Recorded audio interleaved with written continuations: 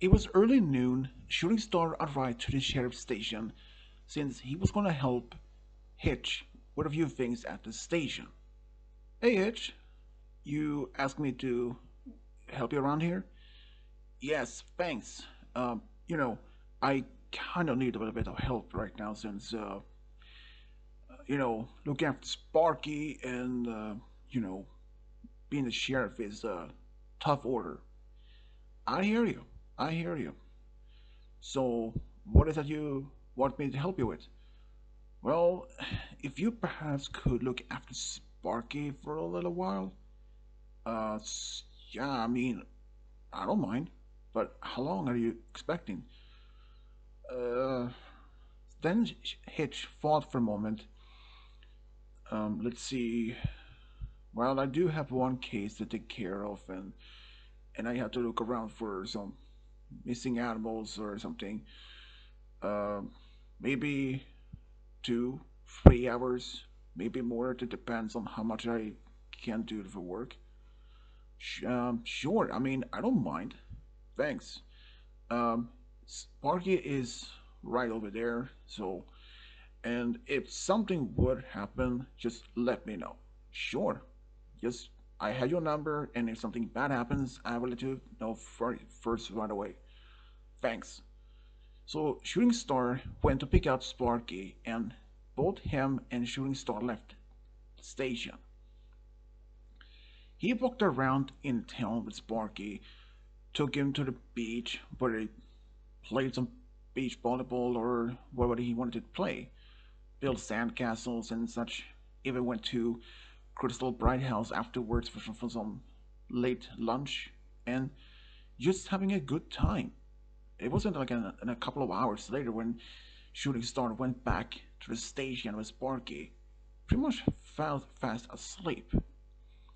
And Hitch was quite surprised to see that he was asleep and the fact seems nothing much a problem. How did you? Oh, that's not any problem. What? What do you mean? You know, I have looked after a few other animals before, so yeah, but they were animals and Sparky is a dragon. Well, a baby dragon is a lot of handles, sure. I mean, I used to know Spike as a baby dragon centuries ago, so yeah, he was well. Okay, of course. Okay, Spike back then was at least a bit older than compared to Sparky, but at least it was a bit on well, kind of at the same thing, but at the same with some difference. But if you need him to be looked after again anytime soon, just let me know. Thanks. About that, you know, it is actually Sparky's birthday soon, and I wanted to, you know, I was planning to make a surprise birthday party with him, with our friends at the Crystal Bright House, and you want me to look after Sparky while you and your friends are setting up the place for the party, and also keep him distracted so that he won't be in the way. Yeah, I would appreciate it. No problem. No problem at all. So, when is the birthday party? Let me ask.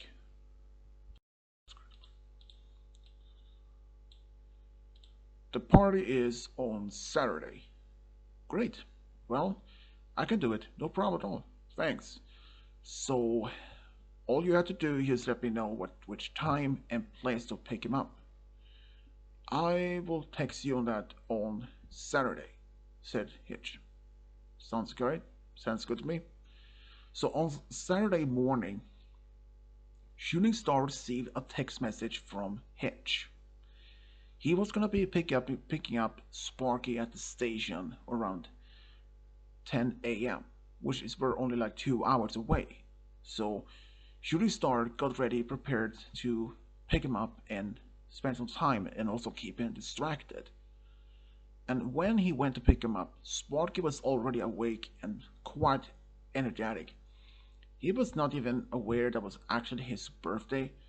So when Sparky was getting ready to leave, I hope you're are least prepared for this, since he usually is more active, like this energetic in the mornings. Yeah, I mean, I can probably do something to keep him occupied for at least a little while. Don't tell me I didn't warn you that those distractions usually don't last for long. I know. Just let me know when it's time for me to bring him to the Crystal Bright House. Sure. So Shooting Star left the station with Sparky. He actually took him to the newly constructed playground in in town where he had Sparky play around so much he wanted. Play at the sandbox, the swings, anything that he wanted to do. It wasn't until like around noon when Shooting Star received a text message from Hitch to return back to the cat Crystal Bright House around 1 p.m. And it was like only in half an hour away. So around around 1 p.m., Shooting Star arrived to the Crystal Bright House with Sparky, and Sparky was still clueless about what was going to happen. But when he walked in beside Shooting Star and saw all the banners, balloons, and he went so hyperactive, crazy of joy. He saw all the gifts, and Hitch said, "Happy birthday, little buddy." And then he opened the gifts were toys, even some snacks that he loves. During the party, Shooting Star was talking to Sunny and the others when Hitch walked up to him. "Thanks for looking after Sparky for a while after we had this fixed." "No problem. I mean, I see Sparky almost like a nephew or the closest thing as a son to me. So I had no problem with it. I mean, I had actually had a fun. So what did you do with him? I mean, to keep him distracted?" "Simple. Took him to the playground." "That's it?" "Yeah, pretty much."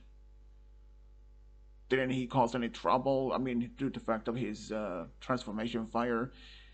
There were some small hiccups. Small? Yeah, not like no big ones, like he turned one of his own sandcastles into an actual cake. Oh, but he didn't eat it though. Nope. I make sure of that, just in case. Oh, that's great. Oh man. Oh jeez, that's my son for you. Yeah, that's for sure. Both Sparky, Shooting Star, and Hitch looked at Sparky when he was playing with some of his new toys. Both smiled to thinking, yeah, this day went perfectly, and Sparky had a really much a great day. It wasn't until the evening when Sparky was so finally tired after all playing with his new toys and games and even the cake. He was just passed out on the couch holding one of his new toys. "You know, I really appreciate that you actually helped me with this. You are an absolute true friend, it is, Shooting Star." "Hey, anything for a friend, anything for a family." "Yeah." "Even though I see yourself as more like a, older brother." "Yeah, I can see that. I mean, after all, I am older than you." "Yeah." "But thanks. Anything is for a friend who, if you were even here, I don't know who else I would even couldn't have asked to keep eye on Sparky. Most of our friends probably would even go crazy, like go cuckoo, like they would like go cuckoo to, you know, after a while."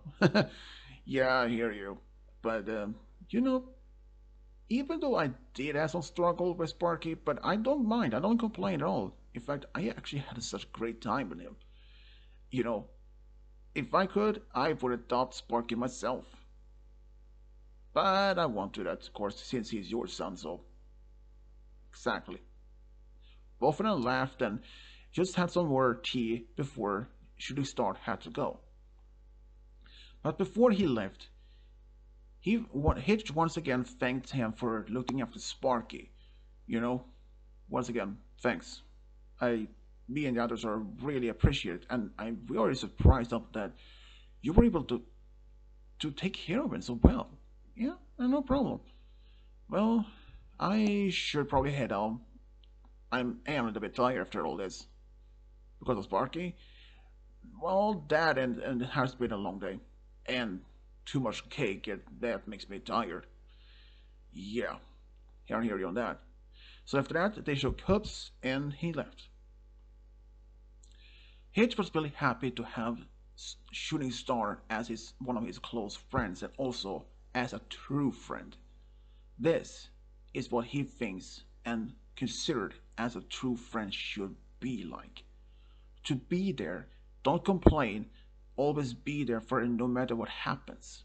And for Shooting Star, he doesn't even matter for him because he likes to look after Sparky. Because he's seeing him as like a nephew or a son.